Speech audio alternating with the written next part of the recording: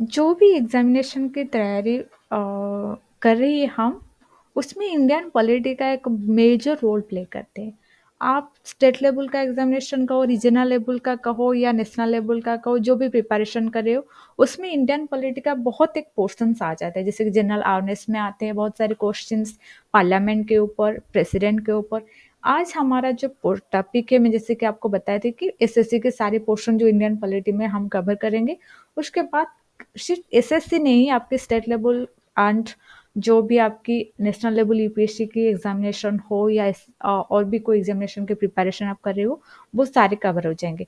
50 series में लेकर आऊंगी इंडियन पॉलिटी में, जो कि मैं कोशिश करूंगी कि we should complete all the portions of M Laxmikanth, जो भी आप खुद ही ये बुक फॉलो कर सकते हो, जिसका 6th एडिशन आ गया है।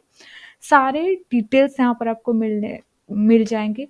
मैं यही कोशिश करूँगी कि बहुत जो कंसेप्ट है, कंसेप्चुअल आपको बहुत क्लैरिटी ला जाए, जिसके हिसाब से कोई भी क्वेश्चन आओ उसके ऊपर आ जाए ना।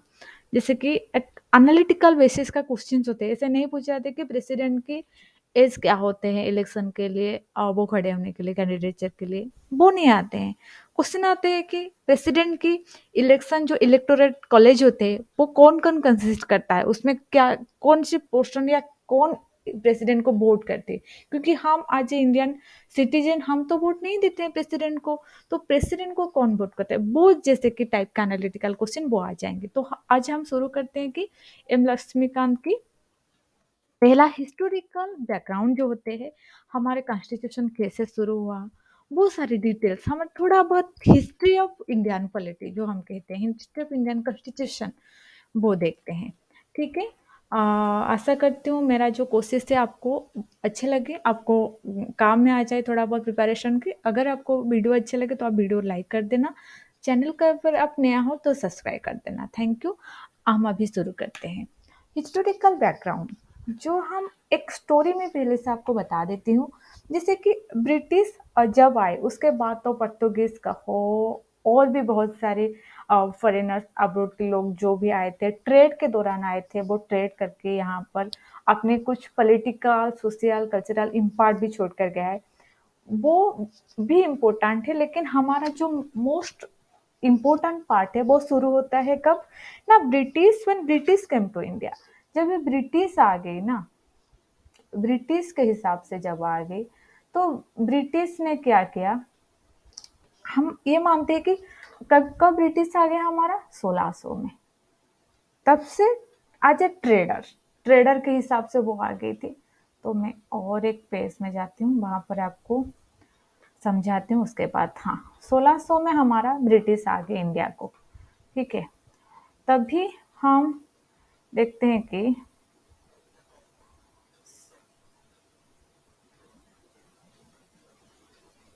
हाँ, 1600 में हमारा ब्रिटिश आ गए इंडिया में। आज ये ट्रेडर क्या करते हैं, यहाँ पर एक ट्रेड करने के दौरान आते हैं। कोई तभी वो एक एडमिनिस्ट्रेटिव बॉडी नहीं था, कोई एडमिनिस्ट्रेशन तभी नहीं कर रहे थे वो। ठीक है। तभी एक ट्रेडर के हिसाब से वो आ गई थी।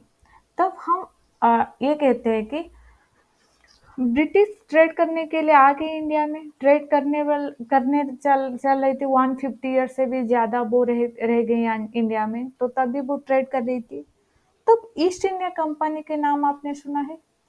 ईस्ट इंडिया कंपनी क्या थी, वो ईस्ट इंडिया कंपनी, वो यूके की या लंदन की ईस्ट इंडिया कंपनी थी। वो लंदन की जो ट्रेड करने आ रही थी, कोई तो एक ऑर्गेनाइजेशन बेसिस में आ रही हो, वो एक ट्रेड मोनोपोली कर रही थी वहां पर। वो ईस्ट इंडिया कंपनी यहाँ पर ट्रेड कर रही थी। ठीक है।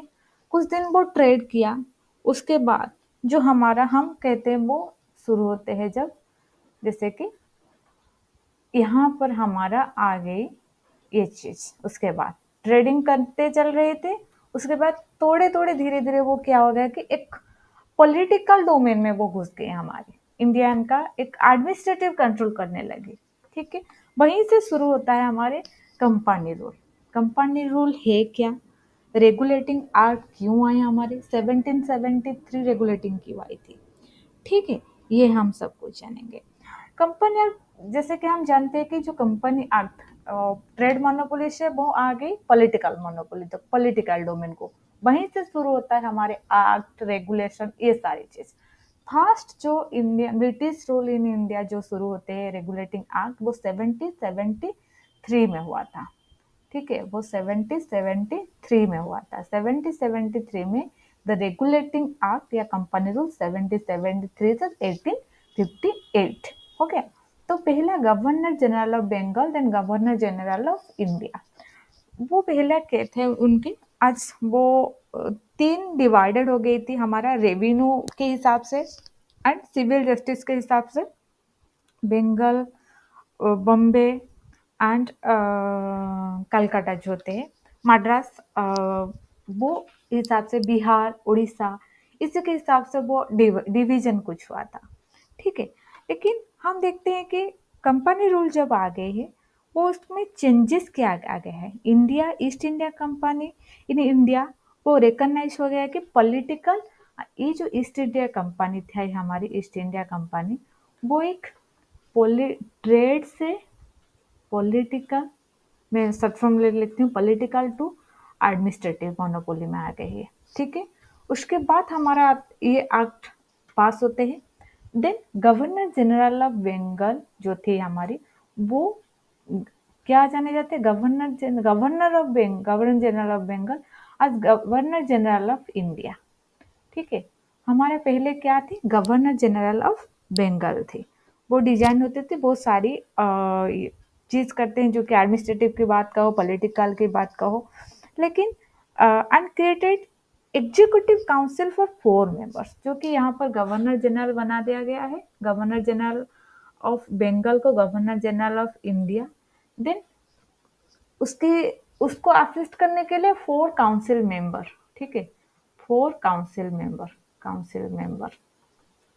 पहला गवर्नर जनरल कौन है हमारे, अगर हम कहें तो पहला गवर्नर जनरल कौन है इंडिया के, मैं तो यहाँ पर लिखी हूँ, आपको याद शायद होगी, लॉर्ड वारेन हस्टिंग हमारा पहला गवर्नर जनरल है। ठीक है, लॉर्ड वारेन हस्टिंग हमारा इंडिया का पहला गवर्नर जनरल ऑफ इंडिया है। ये याद रखना, बहुत बार क्वेश्चन में आता है। ठीक है, तो सेकेंड इंपॉर्टेंट पॉइंट, ये सारे है क्या, कंपनी रूल हमारा रेगुलेटिंग एक्ट 1773 का ये फीचर्स है। ठीक है, then it made governor general Madras and Bombay subordinate to Bengal. जैसे कि मैंने बोली थी आपको कि क्या हुई थी, हमारा मद्रास, बॉम्बे एंड बंगाल जो कि 3 प्रेसिडेंसी रूल थी, इसी के अंडर में सबजुडिक्शन जो होते हैं, इसी जुरिस्डिक्शन में हमारा और जो स्टेट थी प्रिंसली स्टेट वो आ जाती थी। ठीक है, जैसे कि मद्रास प्रेसिडेंसी में एक गवर्नर जनरल था, बॉम्बे में गवर्नर जनरल था, बंगाल में एक थी, उसको सॉरी ये बंगाल की जो थी वो, ये दोनों को वो एडमिनिस्ट्रेटिव पॉलिटिकल को चीज को वो हैंडल करते, कंट्रोल करते। लेकिन जब हो गया है कि 1773 एक्ट में दौरान बंगाल की जो गवर्नर जनरल थी वो सारे इंडिया के गवर्नर जनरल हो गए, तो ये हो गया किसका सबऑर्डिनेट ना, बंगाल की हो गई है सबऑर्डिनेट। ठीक है, बंगाल की ये हो गई है आपकी सबऑर्डिनेट, तो बंगाल के सबऑर्डिनेट हो गई। तो ये दोनों मद्रास प्रेसिडेंसी के अंदर जो प्रिंसली स्टेट थी, बॉम्बे की जो प्रिंसली स्टेट थी वो बंगाल के अंदर में आ गए है। ठीक है, देन ये दोनों हो गया आपके इंपोर्टेंट पॉइंट। फर्स्ट क्या है, गवर्नर जनरल ऑफ बंगाल बन गए क्या, गवर्नर जनरल ऑफ इंडिया। पहला गवर्नर जनरल कौन है, लॉर्ड वारेन हस्टिंग। ठीक है, देन गवर्नर जनरल मद्रास और बॉम्बे दोनों सबऑर्डिनेट किसका हो गया, बंगाल की। 2 पॉइंट हो गया। नंबर 3 में क्या आता है आपकी, नंबर 3 में होता है कि it provide the establishment of supreme court at Calcutta. अभी सुप्रीम कोर्ट कहाँ पर है, दिल्ली में है, लेकिन ये जो है हमारी, ये बन गई है पहला सुप्रीम कोर्ट कलकत्ता में। जब भी कि कलकत्ता, बॉम्बे जिसको हम बंगाल कहते हैं उस दौरान, जो कि इम्पोर्टेंट थी, तभी कलकत्ता एक प्रेसिडेंसी के हिसाब से गवर्नर जनरल भी वहां पर थी, सारी चीज वहां पर हो रही थी, पॉलिटिकल एडमिनिस्ट्रेटिव डोमेन के जो काम, तो कलकत्ता में ये सुप्रीम कोर्ट के एस्टेब्लिश कर दिया गया है। ठीक है, 1774, ये भी बहुत इंपॉर्टेंट पॉइंट है, इसको याद रखना है। देन उसके बाद क्या है, कोर्ट ऑफ डायरेक्टर्स। ये कोर्ट ऑफ डायरेक्टर्स होते हैं क्या, वो जानेंगे। कोर्ट ऑफ डायरेक्टर क्या है, to control the British government over the company company जो ब्रिटिश गवर्नमेंट है, जैसे कि और सारे भी काम होते हैं ना, नहीं, रेवेन्यू, सिविल, मिलिट्री अफेयर्स, ये कोर्ट ऑफ डायरेक्टर्स में ये चीज हैंडल कर रही थी। ये तो सारी चीज गवर्नर जनरल जो लॉर्ड वारेन हेस्टिंग है वो तो नहीं कर सकते ना, कुछ लोग हो चाहिए, जैसे कि 4 लोग होते हैं वहां पर। मद्रास प्रेसिडेंसी में 4 कोर्ट ऑफ डायरेक्टर्स होते हैं, बॉम्बे प्रेसिडेंसी में होते हैं, बंगाल में होते हैं। ये सारे लोग किस चीज का ध्यान रखते हैं ना? एक होता है हमारा जो कि सिविल मैटर्स होता है, दूसरा होता है मिलिट्री, तीसरा होता है हमारा रेवेन्यू डिपार्टमेंट, रेवेन्यू कलेक्शन करना, ये सारी चीज, ये सारी हो गई आपकी क्या ना, ये कोर्ट ऑफ डायरेक्टर्स, उसने ये चीज बनाई। और ये कोर्ट ऑफ डायरेक्टर्स में कौन होते हैं? वो लोग सारे सारे ब्रिटिशर्स होते हैं, कोई इंडियन नहीं होते। उसके बाद हम जानेंगे कि इंडियन कब थी। ठीक है, तो ये हो गया आपकी रेगुलेटिंग एक्ट 1773 का मेजर फीचर्स। मैं आपको और एक बार बता देती हूँ कि फर्स्ट क्या हो गया है, गवर्नर जनरल ऑफ बंगाल जो हो गई, गवर्नर जनरल ऑफ बंगाल हो गए, governor general of India. First governor general of India कौन है? Lord Warren Hasting. देन हो गया बॉम्बे एंड मद्रास की गवर्नर जनरल जो हो गई subordinate to Bengal governor general. Then establishment of supreme court हो गया हमारे 1774 में। Then court of directors appointment हो गई। ये हो गया हमारी 1773 एक्ट की कंप्लीट जानकारी। मैं आशा करती हूँ ये इतना आपको समझ में आ गए। अगर कोई क्वेश्चन है आप इसी के ऊपर 1773 के ऊपर आप कमेंट में डाल दीजिए, मैं आपको सारे क्लैरिफाई कर दूंगी। ठीक है, हो। देन हम आते हैं कि पीट्स इंडिया एक्ट 1784, ये क्या है हमारे लिए? Pitt's India act, Pitt's India act में हमको कितना सारा इंपॉर्टेंट पॉइंट, 3 फीचर्स है जो कि इंपॉर्टेंट है, वो हम जानेंगे। ये हुई थी कब? हम एक चीज देखेंगे। जो पीट्स इंडिया एक्ट 1774 है, सॉरी 1784 है, वो एक रेक्टिफिकेशन है किसका ना? ये 1773 का एक रेक्टिफाई टू द डिफेक्ट, ये एक रेक्टिफिकेशन है ना? रेक्टिफिकेशन, रेक्टिफाई किसको? ये रेक्टिफाई किया जो कि कमियां थी 1773 रेगुलेटिंग एक्ट की। ठीक है, 1773 रेगुलेटिंग एक्ट की जो कमियां थी वो 1784 में रेक्टिफाई हो गया है। इसको हम नो क्या भी कहते हैं? Act of settlement. इसको हम एक्ट ऑफ सेटलमेंट भी कहते हैं, क्योंकि बहुत सारे जो कमियां थी उसमें वो रेक्टिफाई कर दिया गया, अमेंडमेंट हो गया। जैसे कि अभी हम करते हैं अमेंडमेंट इंडियन कॉन्स्टिट्यूशन में, उसी दौरान भी ये सारी चीज होते हैं, तो इसको एक्ट ऑफ सेटलमेंट कहते हैं। ये क्वेश्चन में आते हैं कि एक्ट ऑफ सेटलमेंट कौन से एक्ट को इंडिया में कहते हैं?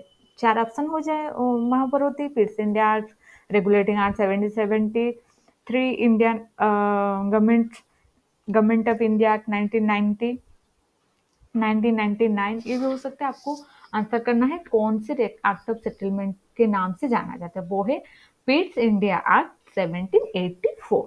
ठीक है, वो एक्ट ऑफ सेटलमेंट है। Okay, then it empowers the, पहले तो ये इम्पोर्टेंट क्या है कि इसमें और एक इम्पोर्टेंट फीचर्स है, ये डिस्टिंग्विश, ये दोनों सेपरेट कर दिया गया है कि कमर्शियल एक्ट क्या है? Political function. जो कंपनी ईस्ट इंडिया कंपनी की कमर्शियल एक्ट, ठीक है, जो ट्रेड कौन करेगी, कौन सी डिपार्टमेंट ट्रेड कमर्शियल है और पॉलिटिकल, दोनों दोनों को पॉलिटिकल, पॉलिटिकल और कॉमर्स दोनों को ये अलग कर, सेपरेट कर दिया, डिस्टिंग्विश कर दिया। कौन? Pitt's India act 1774। ठीक है, ये पहला तो एक्ट ऑफ सेटलमेंट, ये रेक्टिफाई किया 1773 का जो भी मोनोपोली थी, जो भी कमियां थी उसको। देन उसके बाद ये एक्ट ऑफ सेटलमेंट में जाना जाता है। देन डिफरेंशिएट किया कि पॉलिटिकल एक्ट एंड ट्रेड या एडमिनिस्ट्रेटिव एक्ट जो होते हैं, कमर्शियल एक्ट जो होते हैं। Then it allowed court of directors to commercial act को मैनेज करने के लिए। Then system of double government, यहाँ पर हो गया ना, 2 कमर्शियल एक्ट हो गया अलग, देन पॉलिटिकल एक्ट हो गया। जो कोर्ट ऑफ डायरेक्टर्स थे वहां पर हमारे अपॉइंटमेंट हुए थे 1773 में, इनका काम ये दोनों भागों में डिवाइड कर दिया। जैसे कि कोर्ट ऑफ डायरेक्टर्स यहाँ पर है, यहाँ पर 2 विंग्स आपके हो गए हैं। एक आपकी कमर्शियल के भाग वो कंट्रोल करेंगे, दूसरे आपके पॉलिटिकल, वो डिस्टिंग्विश हो गए हैं। ठीक है, एक कॉमर्स एक पॉलिटी, दोनों ही कोर्ट ऑफ डायरेक्टर के अंडर में आते हैं, लेकिन अलग अलग डिस्ट्रीब्यूशन का रोल्स हो गया। समझ में आ गया एक पॉइंट। देन दूसरा दूसरा जो पॉइंट है जो कि बहुत इंपॉर्टेंट है वो है कि civil and military of revenue, जो कि होता है बोर्ड ऑफ कोर्ट, जो कोर्ट ऑफ डायरेक्टर्स थे। एक ये तो हो गया है कि उनको एम्पावर कर दिया गया है कि कौन पॉलिटिकली और कौन कमर्शियली डिपार्टमेंट को हैंडल करेंगे। उसके बाद it empowers the board of court controls to supervise civil military and revenue matters. उन्हें भी बोर्ड ऑफ कंट्रोल जो होते हैं, ठीक है, बोर्ड ऑफ डायरेक्टर्स एक होते हैं, एक नया बॉडी आ गया जो कि बोर्ड ऑफ कंट्रोल्स होते हैं। बोर्ड ऑफ डायरेक्टर्स क्या करते थे, ठीक है, ये हो गया हमारे बोर्ड ऑफ, पहले सॉरी पहले एक मिनट, पहले हम देखते हैं कि यहाँ पर थी board of directors, board of directors, then आ गए हमारे बोर्ड ऑफ डायरेक्टर्स, देन हमारे आगे बोर्ड ऑफ कंट्रोल्स। याद में आ गए। बोर्ड ऑफ डायरेक्टर्स क्या चीज हैंडल करते थे ना, कमर्शियल पार्ट, ठीक है। बोर्ड ऑफ कंट्रोल्स क्या हैंडल करती थी, no political wing, okay. Board of directors ये हैंडल करते थे, बोर्ड ऑफ कंट्रोल से हैंडल करते थे। तो इनका जो बोर्ड ऑफ डायरेक्टर्स थे वो डिवाइडेड हो गया, या एक डिवाइडेड नहीं कर सकते कि एक नया बॉडी का एस्टेब्लिशमेंट हुआ, वो हुआ बोर्ड ऑफ कंट्रोल्स, जिन्होंने पॉलिटिकल पार्ट हैंडल किया। वही बोर्ड ऑफ कंट्रोल्स को हमने एम्पावर कर दिया, क्या कर दिया, वो सुपरवाइज क्या करेंगे, सिविल पार्ट को, मिलिट्री पार्ट को और रेवेन्यू मैटर्स को। ये board of controls sorry board of directors जो है वो सिर्फ कमर्शियल पार्ट को हैंडल करते हैं। ये हो गया आपकी, ये सारी जानकारी है पिट्स इंडिया एक्ट में। उसके बाद जो ब्रिटिश पोजीशन इन इंडिया, उसी टाइम हम कंपनी टेरिटोरी इन इंडिया कहते थे, तभी हम कहते थे कि ये ब्रिटिश पोजीशन ऑफ इंडिया हो गया है। तभी कभी ना पिट्स इंडिया एक्ट 1784 के दौरान, ठीक है। समझ में आ गया क्या इंपॉर्टेंट पार्ट थी। रेगुलेटिंग एक्ट को हम सेटलमेंट एक्ट भी कहते हैं। 1773 का ये डिफेक्ट्स को रेक्टिफाई किया पिट इंडिया ने। देन इसको पिट इंडिया एक्ट 1784 को हम एक्ट ऑफ सेटलमेंट भी कहते हैं। उसके बाद board of controls, board of directors को हम दोनों डिवाइडेड या एक नया पार्ट क्रिएट किया, board of controls. Board of directors क्या कर रही थी, वो कमर्शियल पार्ट को हैंडल कर रही थी, लेकिन बोर्ड ऑफ डायरेक्टर्स को हम ज्यादा इम्पावर कर दिया, वो civil military administrative political revenue matters भी ये देख रही थी, ठीक है, ओके। देन उसके बाद चार्टर एक्ट 1833, चार्टर एक्ट हमारा आ गया 1833 में। तो act was final step toward centralisation of British India. ये जो हमारा एक्ट है ये हमारा फाइनल स्टेप है। हम फाइनल स्टेप क्यों कहते हैं, हम जानेंगे कि ये फाइनल स्टेप क्यों कहते हैं। ये इसी के ऊपर भी क्वेश्चन आता है, एसएससी भी क्वेश्चन कभी प्रीवियस ईयर क्वेश्चन में आगे आ रही है। जैसे कि final step toward centralisation of India कब हुआ था ब्रिटिश इंडिया में, तब ये है चार्टर ऑफ 1833 में, तभी सेंट्रलाइजेशन का फाइनल स्टेप हुआ था। क्या हुआ था इस दौरान हमारा, it made the governor general of Bengal as governor general of India, okay. Governor general of Bengal को ये गवर्नर जनरल ऑफ इंडिया हो गया है।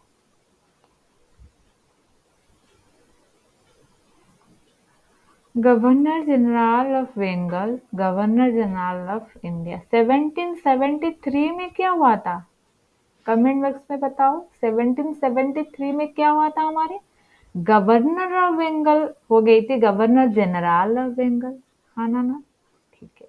लेकिन यहाँ पर क्या हुआ, कंफ्यूज मत होना कि यहाँ पर सही सेम चीज क्या मैडम बता रहे, नहीं, यहाँ पर गवर्नर ऑफ बंगाल हो गई थी 1773 में गवर्नर जनरल ऑफ बंगाल, क्योंकि मद्रास और बॉम्बे प्रेसिडेंसी आ गई थी इसके सबऑर्डिनेट होकर, इसके अंडर में आ गई थी जुरिस्डिक्शन में, ठीक है, इसीलिए हो गई थी। उसके बाद क्या हुआ, 1833 चार्टर एक्ट में गवर्नर जनरल ऑफ बंगाल बन गए हमारा गवर्नर जनरल ऑफ इंडिया, हो गई। बहुत घिसा पिटा हो गया यहाँ पर, थोड़ा सा क्लीन कर देते हैं। ये हो गई। और पहला गवर्नर वो थी क्या, वारेन हस्टिंग, लॉर्ड वारेन हस्टिंग। ये हो गई William Bentinck, Lord William Bentinck हो गए हमारे गवर्नर जनरल ऑफ इंडिया, पहला फर्स्ट, ठीक है। ये हो गया हमारा first governor general of India, Lord William, बहुत क्वेश्चन ये आए थे, स्टेट लेवल का हो, रीजनल लेवल का हो, टीचिंग का हो, सारी के सारी में ये क्वेश्चन पूछे जाते हैं। ठीक है, देन हम देखते हैं रेगुलेशन टू एक्ट। यहाँ पर वहां पर हम क्या कहते थे कि हो गया हमारा रेगुलेशंस कहते हैं, लेकिन यहाँ पर क्या हो गया है, उसका नाम बदल दिया गया है। रेगुलेशन जो होते वो एक्ट में कन्वर्ट कर दिया गया है। ये हमारा रेगुलेशन और नहीं रही, और ये हमारा ये बन गई क्या, एक्ट हो गई। रेगुलेशन हो गई यहाँ पर एक्ट। वो भी क्वेश्चन आ सकती है, रेगुलेशन कब हमारे एक्ट में परिणत हो गया है, और कब, कौन सी एक्ट के दौरान रेगुलेशन को, ये चीज शिफ्ट हो गई, रेगुलेशन टू एक्ट हो गई, ये हो सकती है 1833 चार्टर एक्ट में हो गए।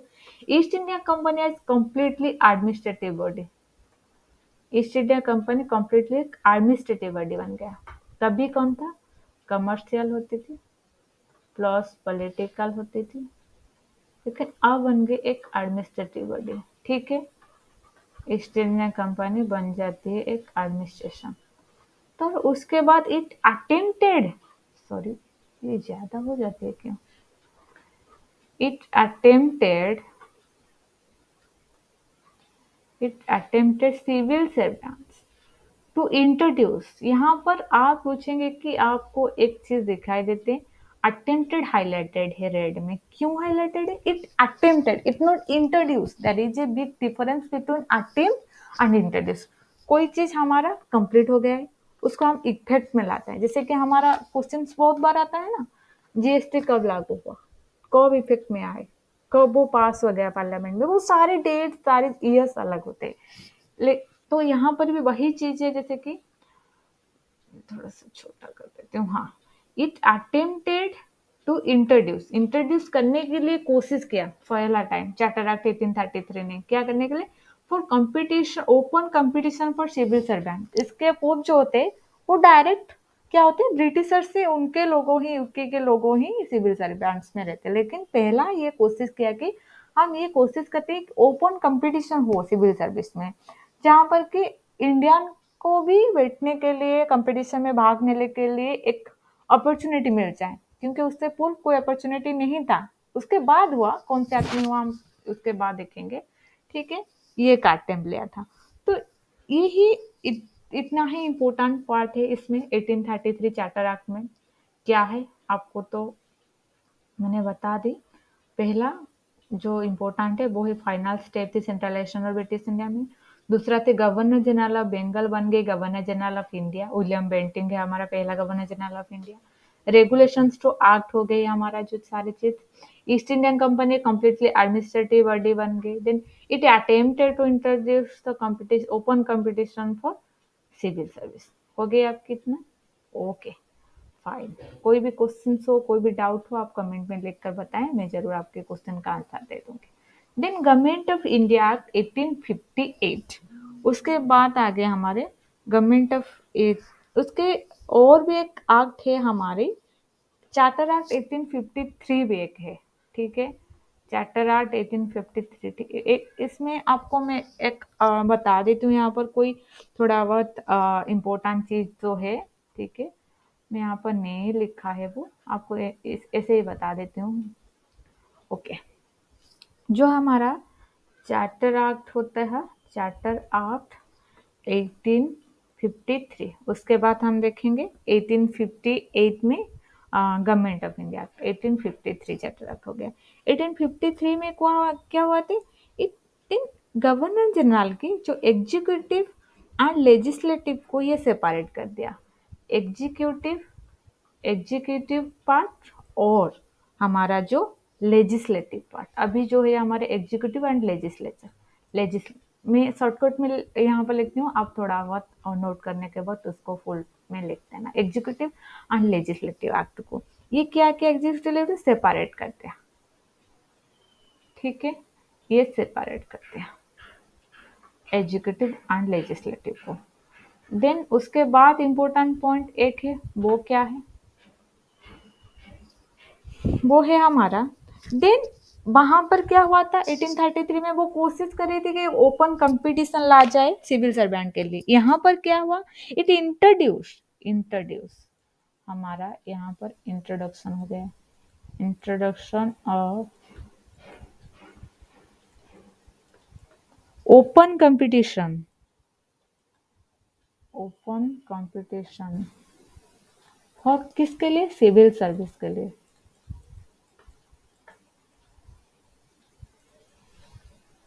ठीक है, ओपन कंपटीशन ला गया ये सिविल सर्विस के लिए। उसके बाद और एक इम्पोर्टेंट पॉइंट है, वो क्या है, तो मक्यूले कमेटी जो होते हैं वो सिविल सर्विस के लिए अपन क्या था 1854, हम कह सकते हैं जो मक्यूले कमेटी, यहाँ पर अच्छे से नहीं दिखाई देता, मैं थोड़ा अच्छे से लिख देती हूँ उसको, इम्पोर्टेंट है ये, मक्यूले कमेटी। ठीक है, मक्यूले कमेटी कब हुआ था, 1854।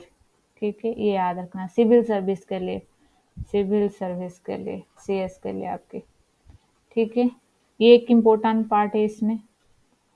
और क्या इम्पोर्टेंट है, it introduce local representation in the Indian legislative council, जो होते हैं मद्रास, बॉम्बे, बंगाल, आगरा, ये जो सारे governments provincial council, local representation इसमें हो गया आपकी, लोकल रिप्रेजेंटेशन आ गई,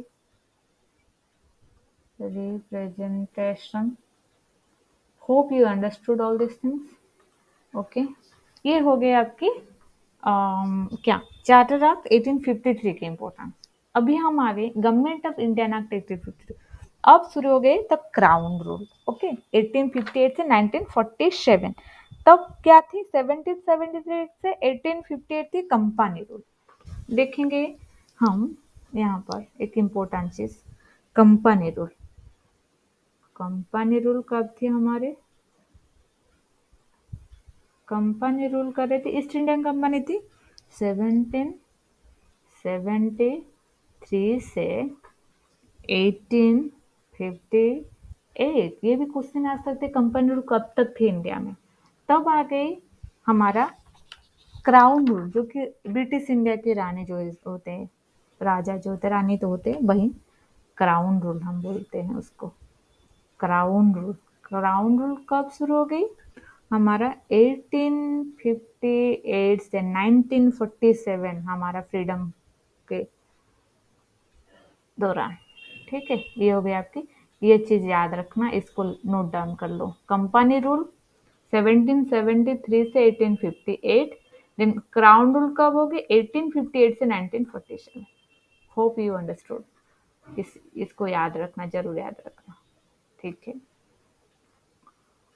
उसके बाद गवर्नमेंट ऑफ इंडिया एक्ट 1858 आ गया, the act of good government, जैसे कि हम जाने थे act of settlement 1773, 1784 Pitt's India act, जो कि 1773 को रेक्टिफाई किया, अमेंड किया, नया नया चीज उसमें डाला, उसको हम एक्ट ऑफ सेटलमेंट कहते हैं।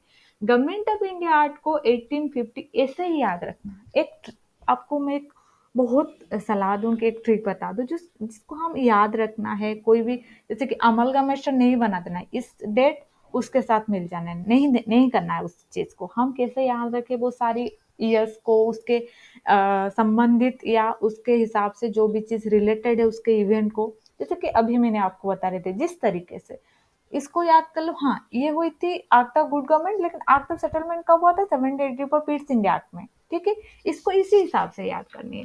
तो एक्ट ऑफ गुड गवर्नमेंट हुआ था हमारा, कब को कहती है वो, in government of India act 1850। ये बहुत, इसके हिसाब से जो इसके बाद जो आएगी वो बहुत इंपॉर्टेंट है। 1858 को governor general to viceroy of India हो गए, वो कौन है, लॉर्ड कैनिंग। पहला तो हम जानेंगे कि act for good government of India क्यों बता रही थी, ये तो नहीं पूछा आपने, क्योंकि मैं बता देती हूँ आपको। एक्ट ऑफ गुड गवर्नमेंट, क्यों इसको एक्ट ऑफ गुड गवर्नमेंट कहते हैं, 1857 में आप एक स्टोरी सुनने होगी, क्या हुआ था हमारा, कमेंट में बताओ। 1857 में हमारा क्या हुआ था ना, हमारा sepoy mutiny, sepoy mutiny, sorry sorry spelling mistake हो गया, 1857 में हुआ था हमारा first war of independence, first war of independence हुआ था या नहीं? कौन क्या बोल रही थी उनको? सिपोई मोटिनी, सिपोई मोटिनी, ठीक है। सिपोई मोटिनी। हाँ।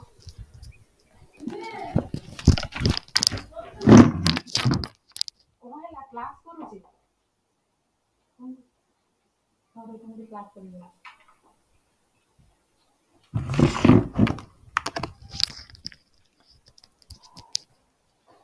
उसको हम बोलते थे कि सिपोई मोटिनी, सॉरी, सिपोई मोटिनी हम उसको बोलते थे। सिपोई मोटिनी में हमारा क्या हुआ था कि fast war of independence.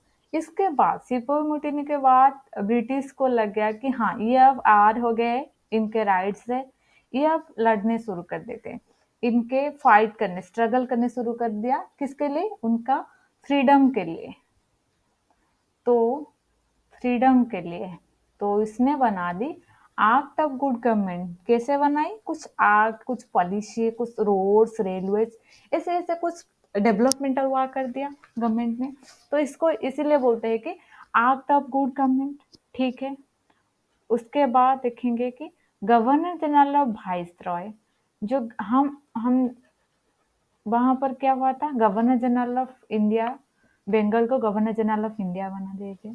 Governor general of India से governor general to viceroy of India बना दिया गया। जो वर्ड है वो चेंज कर दिया, वाइसरॉय हो गए। फर्स्ट वाइसरॉय ऑफ इंडिया कौन है? Lord Canning. Lord Warren Hastings थे governor general of Bengal. William Bentinck थे governor general of India. Lord Canning है हमारे वाइसरॉय ऑफ इंडिया। ये तीनों नाम आपको याद है? बहुत इंपॉर्टेंट है भी। कौन से एक्ट में हुआ था वो भी याद रखना प्लीज, ठीक है। उसके बाद हम देखेंगे कि ये एंडेड द डबल गवर्नमेंट, जो कि हमारा था double government, board of controls, court of directors, याद है? Board of controls and court of directors. Board of controls क्या करते थे? कमर्शियल। कोर्ट ऑफ डायरेक्टर्स क्या करते थे?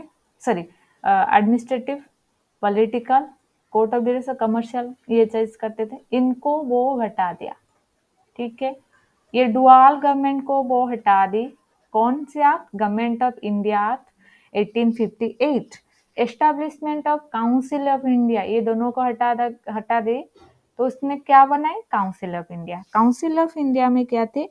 15 मेंबर्स के लोग थे। यहाँ पर 15 मेंबर्स के लोग थे। वहां पर 4 थे कोर्ट ऑफ डायरेक्टर्स में, और कितना बोर्ड ऑफ डायरेक्टर्स में लोग थे। लेकिन यहाँ पर काउंसिल ऑफ इंडिया में 15 लोग थे। 15 लोग, या हम कहते थे secretary, chairman of the council, secretary होते थे, चेयरमैन मेंबर्स होते थे उसके, ठीक है। देन लोकल रिप्रेजेंटेशन यहाँ पर भी थोड़ा बहुत आ गया है, जैसे कि इंडिया के कुछ लोग हम उसके बाद हो जाएंगे कि इंडिया के रिप्रेजेंटेशन काउंसिल ऑफ इंडिया में आ जाएंगे, ठीक है। यहाँ पर नहीं, वहां पर तो लोकल रिप्रेजेंटेशन थी पहले से। ओके, ये हो गया आपकी गवर्नमेंट ऑफ इंडियन एक्ट 1858, याद रहेंगे। और थोड़ा सा हम रिवाइज कर ले। एक्ट ऑफ गुड गवर्नमेंट कहते थे, क्यों? कि सिपाही मोटिनी के लिए। गवर्नर जनरल ऑफ इंडिया को वाइसरॉय ऑफ इंडिया बना दिया गया है। लॉर्ड कैनिंग है पहला viceroy of India. Indian double government, जो कि court of directors and court of control, board of controls थी। Establishment of council of India, जो कि 15 मेंबर्स की थी। हो गया आपके? ओके, होप यू अंडरस्टूड आज part. Then government of India act 1909, जो कि बहुत बहुत ज्यादा ज्यादा इंपॉर्टेंट है, ठीक है। ये बहुत ज्यादा इंपॉर्टेंट है, government of India act. Government of India act 1990, 1990 बहुत ज्यादा इंपॉर्टेंट है। मोर्ले मिंटो रिफॉर्म एक्ट, कौन है ये मोर्ले मिंटो? ठीक है। उसके पूर्व 1861 में भी एक है जो कि पोर्टफोलियो सिस्टम इंट्रोड्यूस किया था, वो हमने छोड़ दिया इसलिए कि इतना इम्पोर्टेंट नहीं है। ये गवर्नमेंट ऑफ इंडिया एक्ट 99 बहुत इम्पोर्टेंट है। मोर्ले मिंटो कौन है? मोर्ले कौन है और मिंटो कौन है? मोर्ले थी हमारा लॉर्ड मोर्ले, लिख दो Lord Morley. Lord Morley, Lord Morley थे secretary of state of India. Secretary of state of India, okay, secretary थे। मिंटो कौन थे? Lord Minto, viceroy of India, viceroy of India, ठीक है। Lord Morley, Lord Minto reforms, क्यों कहते हैं इसको लॉर्ड मॉर्ले मिंटो रिफॉर्मर्ट, वो भी जानेंगे हम। जो हमारे काउंसिल का साइज कितने थी? 15, और एक जनरल सेक्रेटरी या चेयरमैन थी, वो थे 16 हो गई। इसको इसने इंक्रीज किया, कितने? 60 मेंबर हो गए, इसका हो गई, ये याद रखना। उसके बाद जो कि फर्स्ट टाइम इंडिया का कोई एग्जीक्यूटिव काउंसिल में गया, वो कौन है? Viceroy executive join the viceroy executive council, Satyendra Prasad, जो कि यहाँ पर पहला, जो कि मैंने बताया लोकल रिप्रेजेंटेशन के लिए वहां से शुरू हो गए थे, यहाँ पर सत्येंद्र, इस नाम को याद रखना, सत्येंद्र प्रसाद, सत्येंद्र प्रसाद सिन्हा। ये किस पर ज्वाइन की? ठीक है, ये लेजिस्लेटिव काउंसिल में ज्वाइन कर गई।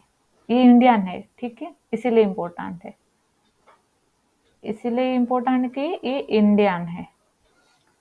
उसके बाद हमारा कम्युनल रिप्रेजेंटेशन, इसीलिए तो कहते हैं कि Lord Minto is the father of communal electorate, ये भी क्वेश्चन आते हैं।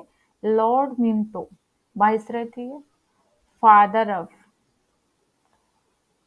जनक है ये किसका? Father of communal representation electorate, okay, communal electorate,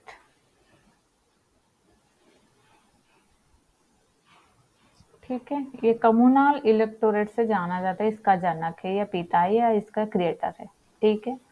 size increase हो गया है इसमें, सिस्टम ऑफ कम्युनल रिप्रेजेंटेशन बनाया गया, एग्जीक्यूटिव काउंसिल सत्येंद्र प्रसाद सिन्हा ने ज्वाइन कर लिया। ये है आपकी इम्पोर्टेंट, क्या इम्पोर्टेंट चीज आपको याद आ गया है। और एक बार हम क्या करें, पहले से रिवाइज कर ले, जो कि हमारा पहला था 1773 में रेगुलेटिंग एक्ट आ गया है। 1773 से 1858 तक कंपनी रूल रहा है। 1858 से 1947 तक हमारा क्राउन रूल हो गया है। इसमें गवर्नर जनरल ऑफ बंगाल को governor general of India, governor of Bengal को गवर्नर जनरल ऑफ बंगाल बना दिया गया। क्या हो गया? लॉर्ड वारेन हस्टिंग हो गया हमारा पहला governor general of Bengal. Bombay Madras presidency को इसको सबऑर्डिनेट बंगाल में कर दिया गया। सुप्रीम कोर्ट का एस्टेब्लिशमेंट हुआ था कलकत्ता में 1774 में, ठीक है। देन कोर्ट ऑफ डायरेक्टर्स को अपॉइंटमेंट कर दिया। ये हो गया 1773 की। 1784 में क्या हो गया है? ये डिफेंस को रेक्टिफाई किया, रेगुलेटिंग एक्ट 1773 का। एक्ट ऑफ सेटलमेंट जाना गया उसको। Court of control, board of controls, यहाँ पर एक नया बॉडी को अपॉइंटमेंट किया कोर्ट ऑफ डायरेक्टर्स से, जो कि civil military revenue matters follow करते हैं या आपकी एडमिनिस्ट्रेटिव पॉलिटिकल मैटर्स को भी देखते हैं उसके बाद, ठीक है। देन हमारा यहाँ पर आके चार्टर इंडिया एक्ट में हो गया कि ईस्ट इंडियन कंपनी कम्प्लीटली एक एडमिनिस्ट्रेटिव बॉडी बन गया है। रेगुलेशंस को हम एक्ट में दौरान जाने जाते हैं। गवर्नर जनरल ऑफ बंगाल बन गए गवर्नर जनरल ऑफ इंडिया, जो कि विलियम बेंटिक है। ये फर्स्ट स्टेप है, पहला कदम है किसके लिए? सेंट्रलाइजेशन ऑफ ब्रिटिश इंडिया की। इट अटेम्प्टेड टू इंट्रोड्यूस, ये ओपन कंपटीशन सिविल सर्विस में आने के लिए ये कोशिश किया था। हो गया फिर चार्टर एक्ट 1833, मैंने बताया चार्टर एक्ट 1858 बताते। Then government of India act 1858 में क्या था? गुड गवर्नमेंट सिपाही मुठभेड़ के बाद ये हुआ था, जो कि फर्स्ट वॉर फॉर इंडिपेंडेंस। उसके बाद गवर्नर जनरल बन गए वाइसरॉय, जो कि लॉर्ड कैनिंग है पहला viceroy. Court of directors, board of control को ये दोनों ने डिसमिस किया, बना दी किया। काउंसिल ऑफ इंडिया जिसका मेंबर है 15 और चेयरमैन सेक्रेटरी को मिलकर 16 है। लोकल रिप्रेजेंटेशन इनमें कोशिश किया कि एक शुरू हो जाए। Then government of India act आगे 99, मल्ले मिंटो रिफॉर्म हो गया। मल्ले क्या थे? सेक्रेटरी, मिंटो क्या थे? Viceroy of India. Minto is known as the father of communal electorate, जो कि जाना जाता है। साइज इंक्रीज कर दिया गया लेजिस्लेटिव काउंसिल, कितने से? 16 से 60 तक। सिस्टम ऑफ कम्युनल रिप्रेजेंटेशन हो गया है। सत्येंद्र प्रसाद सिन्हा, जो कि एग्जीक्यूटिव काउंसिल ऑफ वाइसरॉय में एक हिस्सा हो गई थी, एक मेंबर हो गई थी, जो कि पहला इंडियन थी, जिसके वहां पर हमारा क्या हुआ था कि कम्युनल रिप्रेजेंटेशन हो गई थी। उसके बाद लोकल रिप्रेजेंटेशन हो गए तो यहाँ पर सत्येंद्र प्रसाद सिन्हा हो गए एग्जीक्यूटिव काउंसिल में एक मेंबर। ये हो गए आज का आपकी कंप्लीट इतना ही आर्ट जो कि एस्टेब्लिशमेंट के ऊपर। उसके बाद हम कल एक वीडियो लाएंगे जिसमें होगी आपकी बहुत बहुत बहुत में इम्पोर्टेंट जो कि government of India 1919, government of India 1935, then India independence act 1947। ये तीनों एक वीडियो में होगी क्योंकि ये बहुत लेंदी हो जाती है, इसीलिए आपको आशा करती हूँ कि आपको अच्छा लगे। कोशिश एक कि ये आप बहुत इजी तरीके से मैं समझाती हूँ तो इसको आपको याद आ जाए। कोई भी अगर क्वेश्चन हो आपके मन में कि ये समझ में नहीं आया, ये पार्ट ये कैसे हुआ, इसके पिछला वाला स्टोरी क्या है, मैं स्टोरी इसलिए बताती हूँ कि आपको वो ये चीज एक बहुत सिंपल तरीके से समझ में आता है। कोऑर्डिनेशन है सारे सारे आर्ट और रेगुलेशन में, इसीलिए वो मैं बताती हूँ। इसीलिए तो ये सीरीज खत्म होने के बाद हम एमसीक्यू लाएंगे इसके ऊपर, सिर्फ जो ही टॉपिक है उसके हिसाब से एमसीक्यू लाएंगे। कोशिश है आपको एक सरल सहज उपाय में आपके सारे कॉन्सेप्ट को क्लियर कर दिया जाए।